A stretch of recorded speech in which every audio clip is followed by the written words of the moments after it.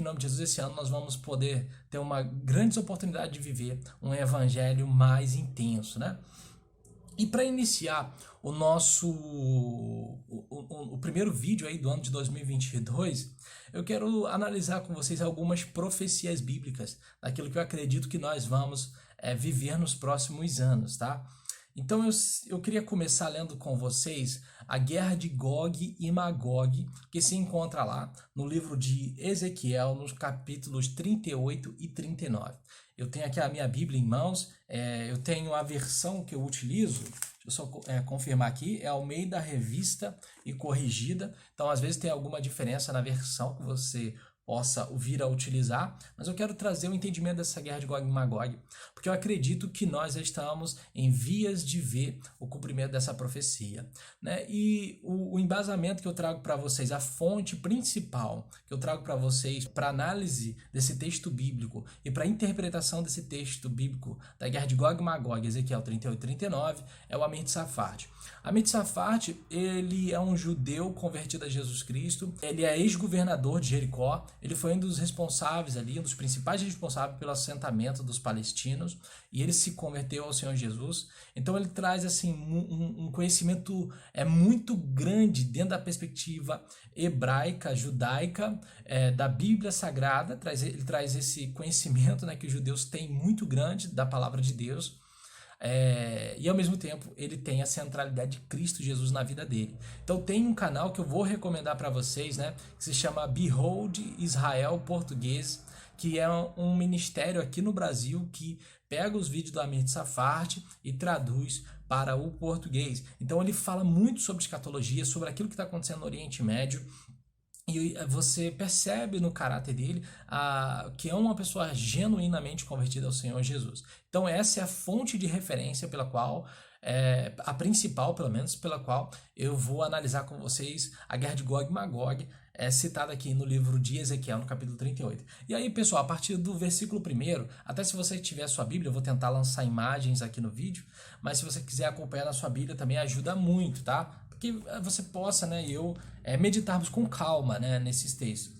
Então olha só, o versículo 1 do capítulo 38 começa dizendo: Veio mais a mim a palavra do Senhor dizendo: Filho do homem, dirige o rosto contra Gog, terra de Magog, príncipe e chefe de Meseque e Tubal, e profetiza contra ele. Então a primeira coisa que eu quero trabalhar com vocês é que são esses lugares, a que se referem essas localizações hoje, porque muitos desses nomes, dessas localizações do tempo de Ezequiel, hoje já mudaram de nome, né? Houve toda a mudança política e geopolítica.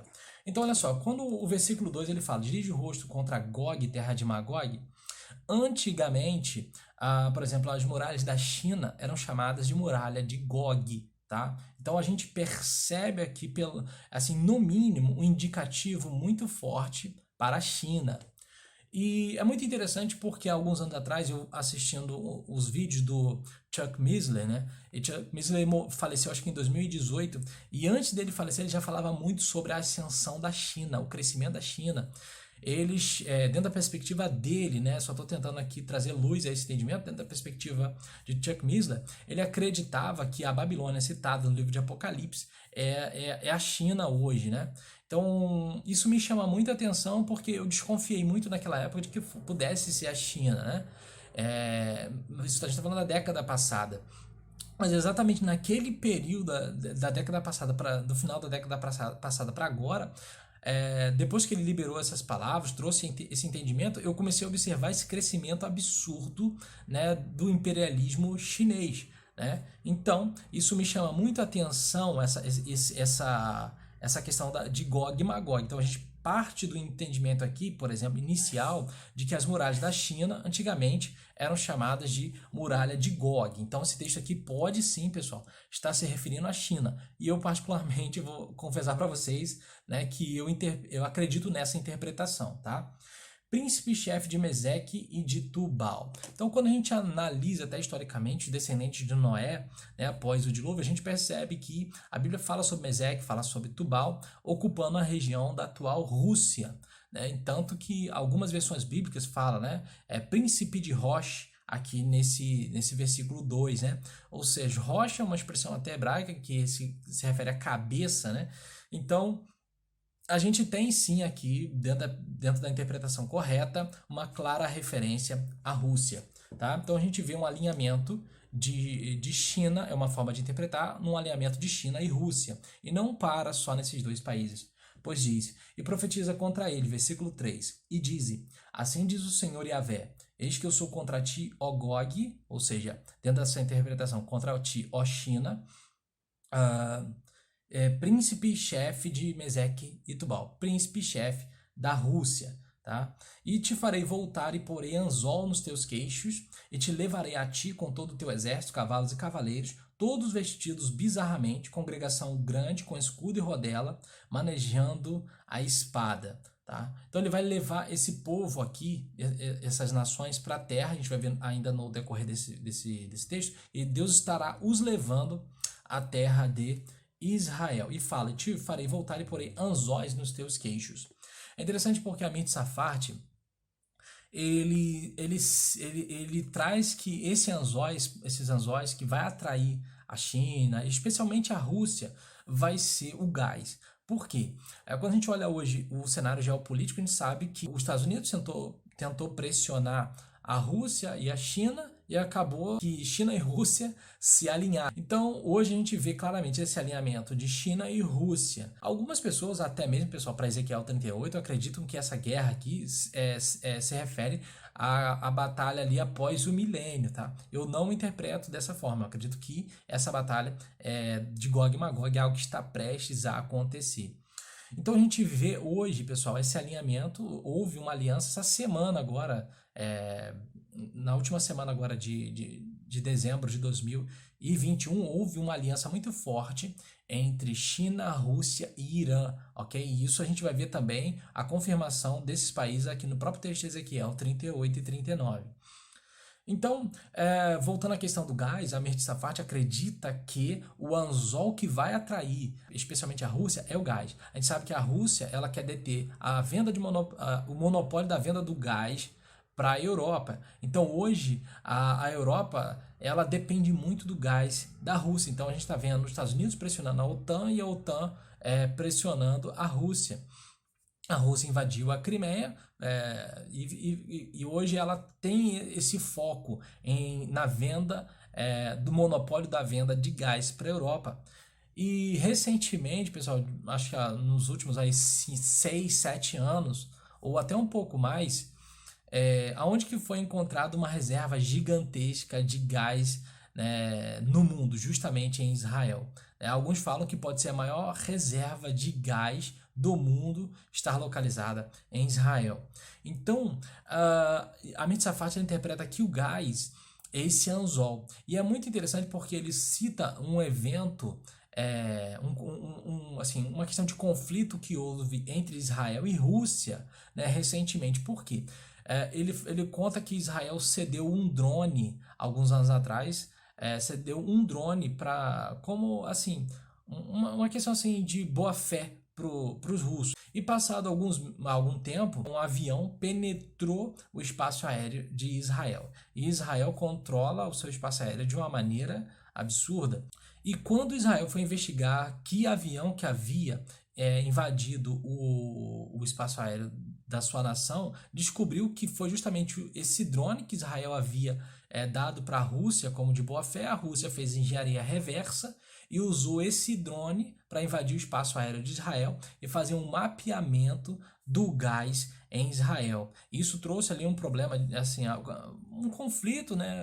Israel reclamou com a Rússia, e tanto que Putin chegou até e a Rússia na época e conversou ali com as autoridades dizendo, não, desculpa, mas a gente precisa aí ver essa questão do gás, né? Tipo assim, querendo dizer, olha, o gás de vocês é nosso também. Então a gente não vê Israel explorando muito essa questão do gás, justamente porque existe esse conflito muito grande, esse interesse muito grande da Rússia em relação a esse monopólio da venda de gás para a Europa. Então a Mitsafart interpreta esse anzol, essa isca, como se fosse o gás. E de fato a gente vê a Rússia invadindo, né, o espaço aéreo de Israel para mapear o gás, o que é algo muito interessante, até se a gente analisar a geopolítica, né? No último ano de dezembro agora de 2021, a Rússia chegou a cancelar ali o transporte de gás para a Alemanha, para a gente ver como é que essa coisa ali tá, assim, o nível de tensão tá muito grande. Então a gente precisa estar atento a essas coisas e analisando o texto aqui de Ezequiel 38 e 39, isso chama muito a atenção da gente.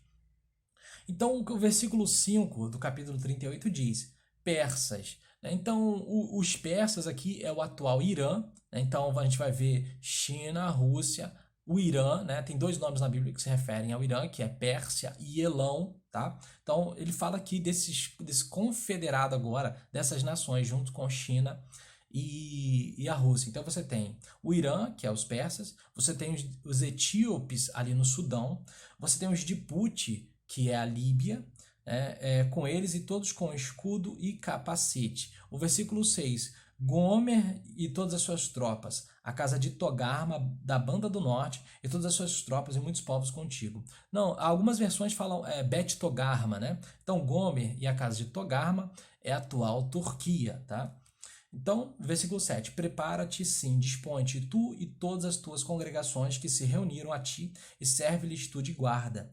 Depois de muitos dias serás visitado. No fim dos anos virás à terra que se retirou da espada e que veio dentre muitos povos aos montes de Israel. Então a gente vê claramente na Bíblia essas nações confederadas vindo contra Israel. E aí, pessoal, chama muita atenção da gente esse conflito na Síria, né? Na Síria você tem ali uma pancada de países, você tem Rússia, você tem Estados Unidos, você tem uma série de países ali logo em cima de Israel. O próprio Israel tem atacado, usado caças, né, lançado mísseis ali para destruir alguns grupos terroristas dentro da Síria. Isso tem chateado muito a Rússia. Então isso chama a atenção da gente dentro da perspectiva de Ezequiel 38 e 39.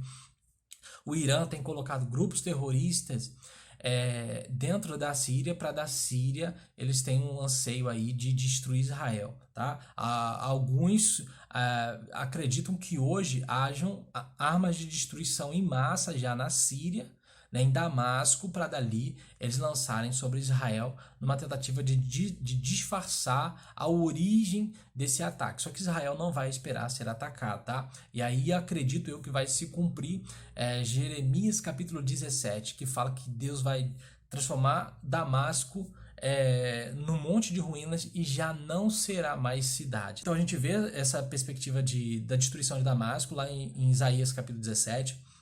Algumas pessoas citam Flávio Josefo, que diz que essa profecia já se cumpriu, como se a opinião de Flávio Josefo, que deve ser muito respeitada, fosse canônica, divinamente inspirada. Já vi gente, né, se apegando a isso de uma forma muito intensa, mas a gente deve, assim, eu particularmente vou ter cuidado com essa análise, até mesmo porque Flávio Josefo não era uma testemunha a favor do evangelho, ele era uma testemunha hostil, né? Então até quando a gente analisa a história, a gente sabe ali muito dos eventos que ocorreram na ascensão do cristianismo nos primeiros séculos, não apenas pelas testemunhas favoráveis, como Pedro, Paulo, os apóstolos que falavam sobre o evangelho, mas também pelas testemunhas hostis, né, que registravam os eventos históricos, né, falando ocorrendo um movimento na Galiléia de cristãos, né, houve a destruição de Jerusalém no ano 70 d.C.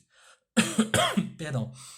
Então a gente sabe que o Flávio José, por exemplo, ele não é uma testemunha favorável do evangelho, mas é uma testemunha hostil, e que ele pode ter interpretado ali a destruição ali de Damasco, a invasão de Damasco, dentro do seu aspecto humano e limitado também, até mesmo porque mesmo quando houve ali a invasão citada por Flávio Josefo, né, Damasco não foi feito um monte de ruínas. Essa profecia a gente percebe que ela não se cumpriu totalmente. Isaías 17 fala que será um montão de ruínas e já não será mais cidade. Então muita gente interpreta que se Damasco existe hoje e se é cidade, é porque essa palavra ainda não se cumpriu, ok? Então existe essa questão, essa tensão geopolítica, que a gente vê claramente essa guerra na Síria e toda essa intenção, né, por exemplo, do Irã de destruir Israel. E aí a gente vê Irã aqui citado em Ezequiel, capítulo 38. Então eles virão até a terra de Israel. Aí o versículo 8 ele continua, né? Que sempre serviram de assolações, mas aquela terra foi tirada dentre os povos e todos eles habitarão seguramente. Pessoal, hoje em dia Israel já é a quinta maior potência militar do mundo, tá? Israel, ela não divulga, mas muito provavelmente Israel tem bomba nuclear, tem bomba atômica. Israel tem adquirido muitos caças F-35 que já são considerados caças de sexta geração, numa simulação de um F-35, segundo Amir Safat, né, que é um dos comandantes das Forças Armadas de Israel.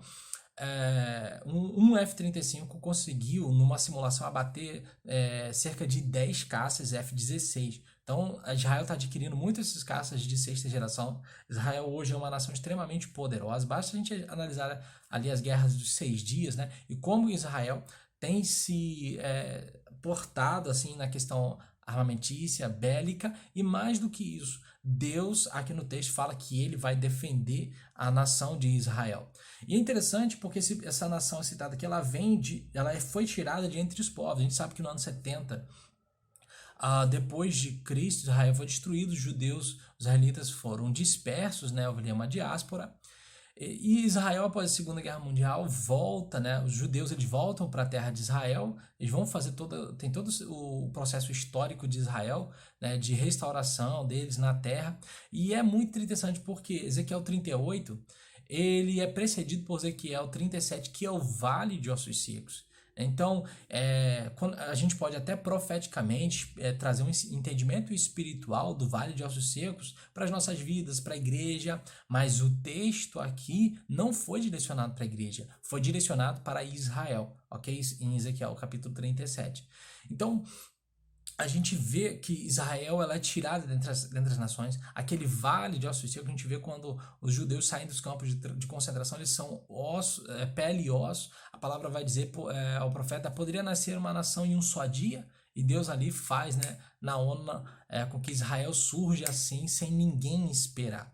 Então eu acredito, eu vejo Ezequiel 38 sendo precedido por Ezequiel 37, é justamente assim, Israel saindo da Segunda Guerra Mundial, depois de quase 2.000 anos de diáspora, quase 2.000 anos sem terem a sua terra, e tudo o que Israel hoje, e que hoje habita seguramente. Então Israel fez acordo com praticamente todas as nações do mundo árabe. A única nação que tem sido um problema no Oriente Médio hoje, pessoal, é o Irã, ok? Então, a gente vê, né, eu particularmente eu acredito nessa interpretação do Amir Safar, porque eu vejo isso em termos geopolíticos. Então, além de ser um estudante de teologia, eu também sou professor há alguns anos de história e geografia. Então, assim, pela graça e misericórdia de Deus, logicamente, né, então eu percebo muito claramente essa formação de Ezequiel 38 dentro do aspecto histórico e geopolítico, tá? Então eles virão, e o verso 9 diz: Então virás como uma tempestade, farteais como uma nuvem para cobrir a terra, tu e todas as tuas tropas, e muitos povos contigo.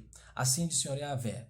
E acontecerá, versículo 10, naquele dia, que terás imaginações no teu coração e conceberás o mau desígnio. Ele está falando aqui contra a Rússia, contra a China, né? Que terão maquinações, imaginações nos seus corações.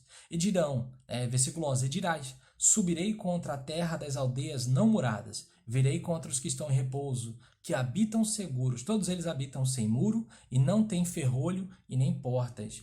Isso a fim de tomar o despojo e de arrebatar a presa, e tornar a tua mão contra as terras desertas que agora se habitam, e contra o povo que se ajuntou dentre as nações, claramente aqui Israel, o qual tem gado e possessões e habita no meio da terra. Israel divide o mundo entre o Oriente e o Ocidente, né, no meio da terra.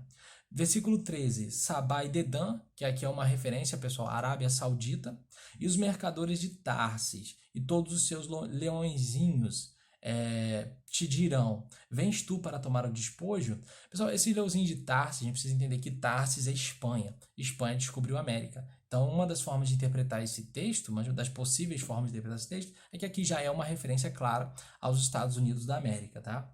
Então, Estados Unidos vai cada vez mais abandonando Israel, praticamente hoje, com essa administração Biden, abandonou Israel, e diz, né, no versículo 14, Portanto, profetiza ao filho do homem e diz a Gog, assim diz o Senhor Yahvé, não saberás naquele dia, quando o meu povo de Israel habitar com segurança? Virás, pois, do teu lugar, das bandas do norte, tu e muitos povos contigo, montados todos a cavalo, grande juntamento de exército numeroso, e subirás contra o meu povo de Israel, como uma nuvem para cobrir a terra. No fim dos dias sucederá que hei de trazer-te contra a minha terra. Então, pessoal, a gente vê o controle absoluto de Deus, a soberania de Deus. Porque embora essas nações se voltem contra Israel, dentro dessa interpretação, a gente vê que é Deus quem vai estar fazendo isso, ok? Então a gente precisa ter esse entendimento claro de que é Deus que está trazendo juízo contra essas nações de Gog e Magog, tá?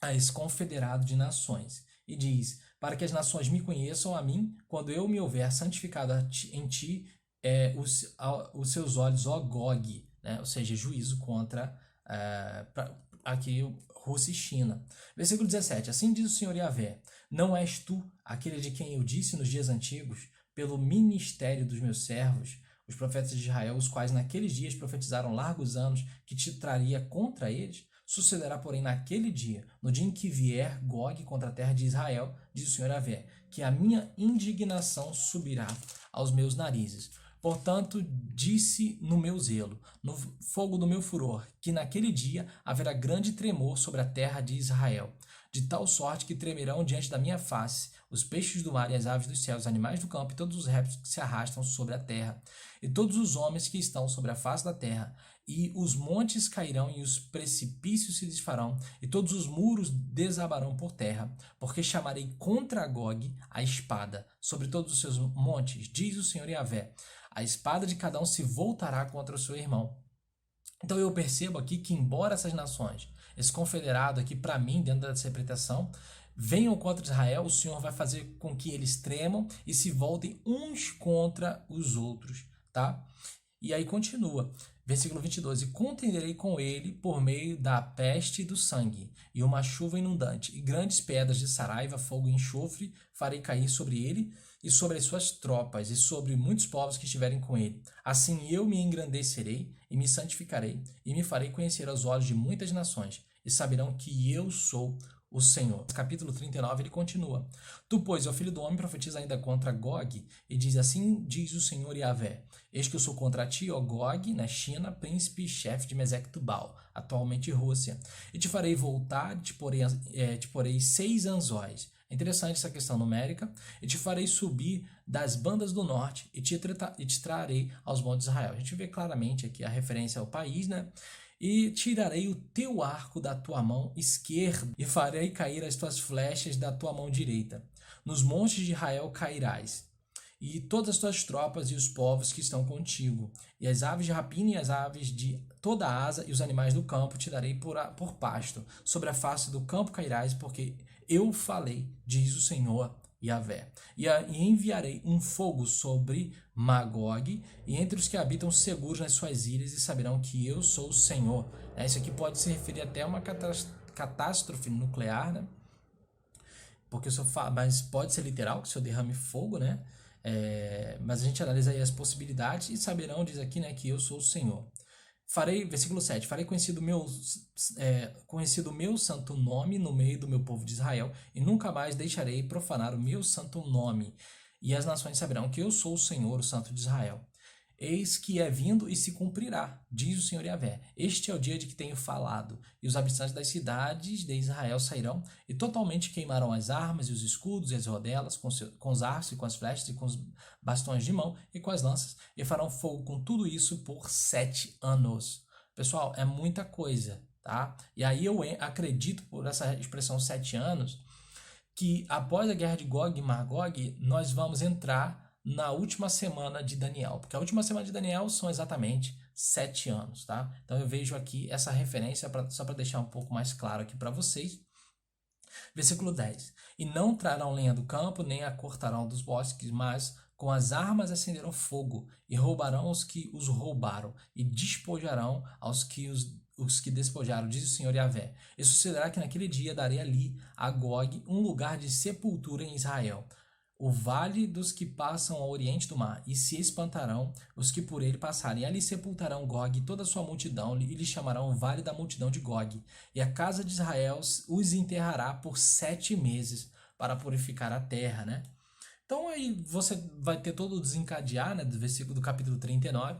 Então eu vejo que nós estamos aí vendo a coalizão, a formação dessa guerra de Gog e Magog citada aqui em Ezequiel capítulo 38 e no capítulo 39, tá, do livro de Ezequiel. Ainda para citar alguns textos bíblicos das profecias que eu acredito que também vão acontecer nesse interim, nesse tempo, eu cito Jeremias 49, 34, porque o Irã é citado aqui em Ezequiel 38, mas a profecia da destruição do Irã, onde a Bíblia fala que Deus vai estabelecer o seu trono em Elão, né, que é a mesma palavra utilizada para Irã e Pérsia, está em Jeremias 49, 34, que diz o seguinte, deixa eu só abrir aqui para ler para vocês, pessoal, que eu deixei até marcado aqui na minha Bíblia, diz o seguinte: palavra do Senhor que veio a Jeremias, o profeta, contra Elão, que é o Irã, no princípio do reinado de Zedequias, rei de Judá, dizendo, assim diz o Senhor dos Exércitos, eis que eu quebrarei o arco de Elão, Irã, o principal do seu poder, e trarei sobre Elão, o Irã,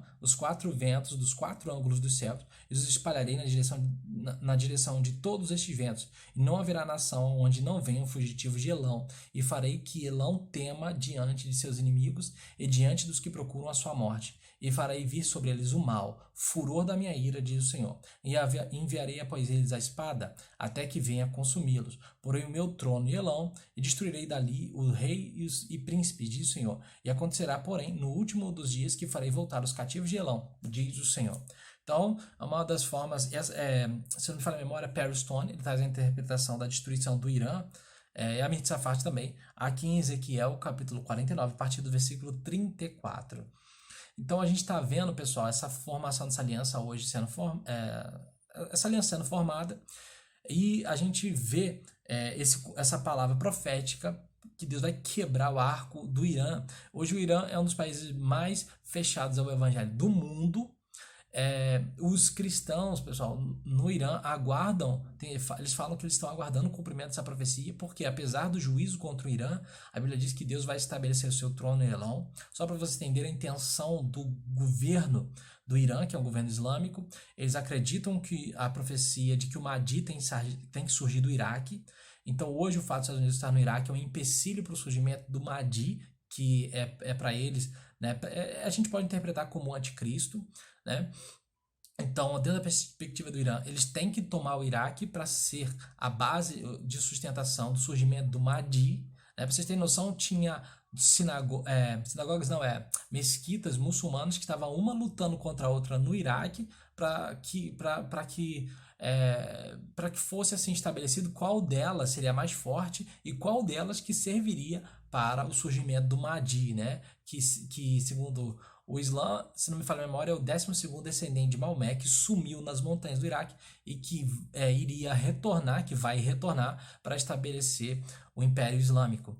Então o Irã ele quer dominar o Iraque, quer tirar os Estados Unidos de lá, tanto que o Soleimani ele foi morto no Iraque, um general iraniano, porque eles têm essa intenção de tomar o Iraque para ser a base de sustentação do Mahdi. Irã quer colocar armas de destruição em massa em Damasco, na Síria, para dali destruir Israel. Tá? Isso é uma questão geopolítica, é a intenção deles, né? A gente viu ali o governo de Barack Hussein Obama, que é um islâmico, justamente liberando, né, o desenvolvimento do plutônio a partir do urânio ali no Irã.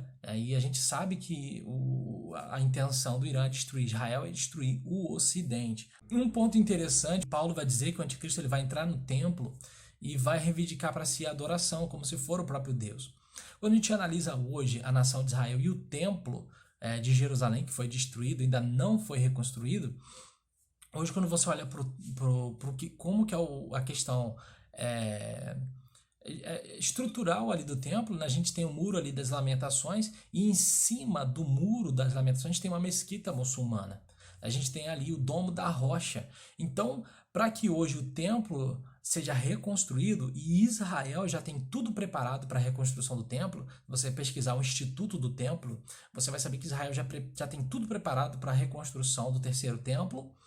Só que o que impede hoje a reconstrução do terceiro templo é o Domo da Rocha, é essa mesquita que fica onde antes era o templo onde Salomão construiu o templo. Depois o templo foi destruído, Esdras reconstrói o templo, Herodes vai reformar o templo vai ser destruído no ano 70 depois de Cristo. Então, depois da destruição do templo no ano 70, foi colocado ali esse Domo da Rocha, onde para os islâmicos, para os muçulmanos, é um lugar sagrado, onde Abraão teria ido para sacrificar o seu filho Isaac, e também teria sido ali, se não me falha a memória, onde Maomé teria sido, subiu aos céus, onde ele teria ascendido aos céus. Então o templo ele é um lugar sagrado para cristãos, muçulmanos e judeus. Então hoje o que impede a reconstrução do templo é justamente essa mesquita. E eu vou fazer apenas uma análise de cenário, não estou afirmando isso categoricamente, mas uma análise de cenário que eu faço e se Israel, se cumprir Ezequiel 38, 39, nesses dias, Israel saindo vencedor contra a China, contra a Rússia, Israel vai estar muito forte, né, dentro dos cenários. As nações vão temer o nome do Senhor, mas vão olhar para Israel como Israel é forte, e nisso pode haver um acordo, né, entre Israel e os islâmicos para a reconstrução do terceiro templo, tá? Então eu fico analisando apenas esse cenário dentro da perspectiva de análise mesmo de cenário, ok? Agora que a gente olha para o templo, onde era o templo, hoje está ali esse Domo da Rocha, o que impede a reconstrução do templo. E na minha perspectiva de Israel saindo vencedor sobre a guerra de Gog e Magog, Israel vai se colocar por cima da carne seca e vai falar, nós vamos reconstruir o templo. Aí os muçulmanos podem vir e dizer assim, não, vamos construir sim, vamos fazer um acordo. A gente não ataca vocês, nem vocês atacam a gente. Aí a gente entra lá, o que diz Daniel capítulo 9, né? Que o anticristo vai fazer uma aliança com Israel, e a aliança vai ser quebrada na metade da semana. É interessante que os islâmicos eles têm duas palavras, tequia e radubia. Essas palavras significam o seguinte, que o islâmico ele pode botar a mão em cima do Alcorão e jurar com a mão em cima do Alcorão e, por exemplo, dizendo que e mentir, simplesmente mentir, tá? Então, por exemplo, ele se baseia nisso porque Maomé ele queria invadir o que hoje é Meca na Arábia Saudita, né? Mas o rei ali daquela região, o sultão, sei lá, o dono da cidade ali, ele era muito poderoso, então Maomé ele fazia guerra contra esse rei constantemente. E aí o que Maomé fez? Fez um acordo de paz com esse rei. Ele disse, não, eu não ataco você, nem você me ataca, porque Maomé fazia ações de guerrilha. Aí o rei confiou nele e falou, não, beleza, eu não ataco você, nem vocês atacam a gente. O que Maomé fez? Ele formou um exército muito mais forte nesse período de paz e invadiu a região e tomou Meca. E hoje nenhum não islâmico consegue entrar em Meca. Porque todos os que não seguem Maomé são considerados lixo, né, infiéis para eles, tá? Então, às vezes, a gente vê alguns pessoas dessa religião, né, tentando falar palavras de paz, palavra disso, palavra daquilo. A gente tem que tomar muito cuidado, porque eles têm essa perspectiva dentro da historicidade daquilo que Maomé fez, né? Então, existe taqui, existe radubia. Então, são palavras que eles utilizam. Então, a aliança, acredito que ela pode vir a ser quebrada da última semana dessa maneira, reconstrução do templo entre os islâmicos e Israel, reconstrução do templo, e quando eles estiverem ali, Israel reconstruindo o templo, tá tudo pronto, aí vem o anticristo e invade a terra de Israel. É apenas uma perspectiva que eu trago para vocês, tá? Bom, pessoal, vou finalizando esse vídeo aqui, deu mais de 40 minutos, mas eu achei interessante trazer essa perspectiva bíblica, né? Porque eu particularmente acredito muito nisso, né? Acredito que nós estamos vendo esse cenário prontinho pra gente aí. Então, por isso que eu comecei dizendo no início desse vídeo. A gente não se assusta com essas coisas. O que a gente faz? A gente clama a Deus, a gente busca aumentar o nosso relacionamento com Deus. E esse é o meu conselho para você. Em 2022, aumente o seu relacionamento com Deus. A Bíblia fala que quanto ao dia que o Senhor Jesus vai voltar, a gente não sabe. Mas a Bíblia fala, estejam atentos aos... Jesus falou que nós devemos estar atentos aos sinais. Ok, pessoal? Então, que Deus possa abençoar a sua vida, né? Examinar em todas as coisas, retende o que é bom. Eu nunca gosto de gravar vídeo, poderia trazer aqui vídeo usando neurolinguística, e dizendo assim, olha, vai ser assim, vai ser assado. E, pessoal, já vi muita gente quebrando a cara. faz vídeo aí que eu sei quem é o anticristo, aí já vi muito. Aí o cara faz vídeo, sabe, de 2 milhões de views, 10 milhões de views, né, faz vídeo só para impressionar. E assim, meu intuito aqui não é simplesmente passar, manipular vocês, mas trazer informação. Você avalia, você faz aquilo que a Bíblia diz, examinar todas as coisas e retenha o que é bom, ok? Então que Deus possa abençoar a sua vida, né? Que o Espírito Santo de Deus que habita dentro de você, assim eu creio, possa te trazer o discernimento correto, né? E a forma como você e eu devemos viver esse ano. Um forte abraço, até o próximo vídeo, valeu!